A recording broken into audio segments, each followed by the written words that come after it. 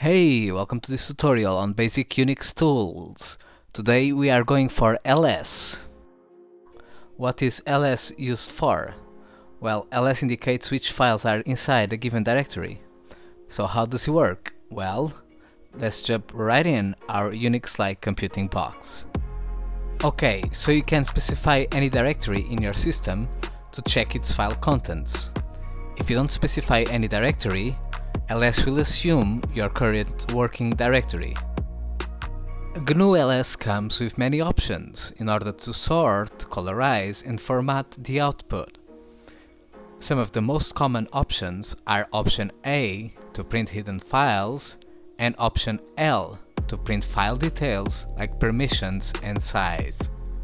The long option L is often used with the human option H to display the file size in kilo, mega and gigabytes. The capital R or recursive option indicates the file contents of your working directory and all its subdirectories. Another possible application of ls is to play word games. So given its extensive list of options, ls will accept most combinations of letters to form words. It is quite fun to check if some word will be accepted. Each of these words corresponds to a different output formatting option. Sometimes you will notice that the output will change.